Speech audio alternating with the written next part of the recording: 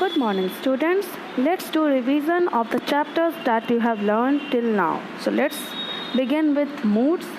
As I have taught you that there are total three kinds of mood: indicative, imperative, and subjunctive. So let's see. The first one, indicative, it is used to ask question or to state any fact. Like they are playing the guitar, it's a fact. Are they playing the guitar? It's a question. Then second one, imperative, it is used to express command or request. Like play the guitar, it's a command. Please play the guitar, it's a request. And the last one, subjunctive mood, it is used to show a wish or desire or a doubt. Like I suggest that Lee play the guitar. It's a wish. I propose that Lee be asked to play the guitar. So, as I told you that there are total three types of moods: indicative, imperative, and subjunctive, and all have different roles. Indicative is used to ask question or state any fact, imperative to give command or to show request, and subjunctive to express desire or wish.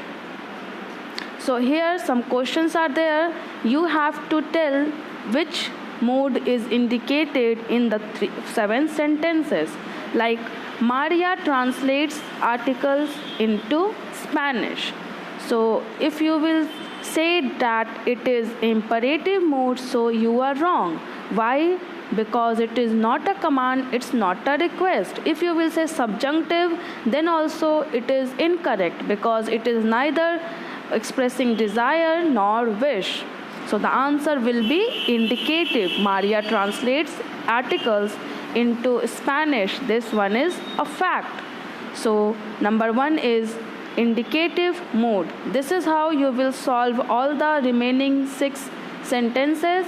You will tell the 6 sentences express which mood: indicative, imperative, or subjunctive. Next we'll move to the 3 chapters: infinitive, participle, and gerund. If you remember the rules and the uses of these 3, then you can solve the questions easily. Now see, as I told you that all the 3 are verbals.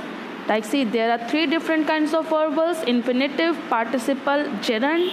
Each verbal has a specific purpose and use in a sentence. All 3 are verbals, but they have different uses. Let's see the uses. So first of all, gerund. It is that verbal which ends in ing and it does the function of noun. Like writing a good essay takes effort. Here writing is noun, not any verb. Means writing is a verbal ending in ing and acting as a noun. Second one was infinitive. An infinitive is a 2 plus verb verbal that functions as a noun, adjective, or adverb. So infinitive is written in the form 2 plus v1 and it does 3 functions of noun, adjective, and adverb. Like to graduate from college takes time.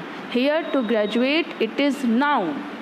So in this sentence, to graduate is acting as a noun. Third one is participle.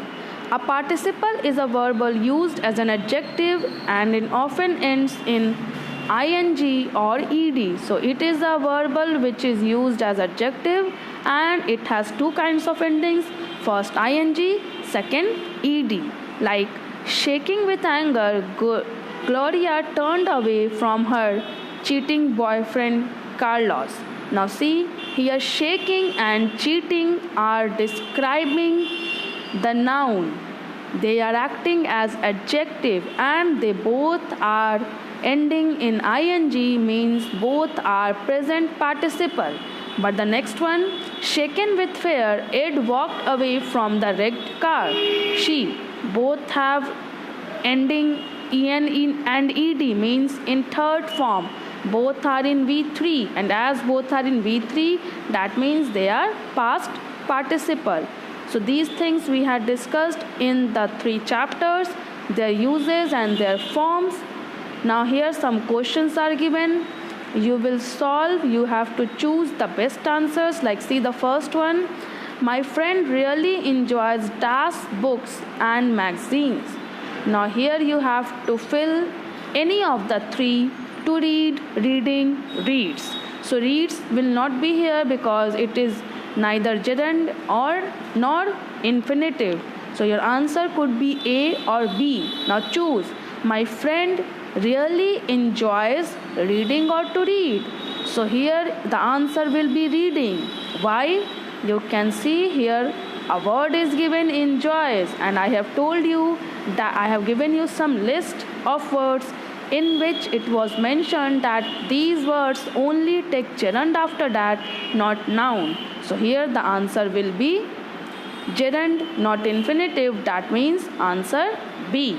So like this you will solve all the 16 questions. You will choose the correct option from the given. You will choose the correct option and fill the blanks. Then this one here, for each of the following sentences, underline the verbals and then identify whether it is gerund, infinitive or participle, present or past. So here what you have to do, you have to first choose which one is verbal, not verb, verbal, and you have to name whether it is gerund, whether it is infinitive or participle, and in participle, present or past. Like see, I love my mother's cooking, it is simply divine. Here the verbal is cooking and it is used as gerund. You will solve all the 15 questions, students. You will first underline the verbal. You will find out which one is verbal and don't confuse between verb and verbal, and then you will name it whether it is infinitive, gerund or participle, present participle or past participle. That's all for today. Thank you.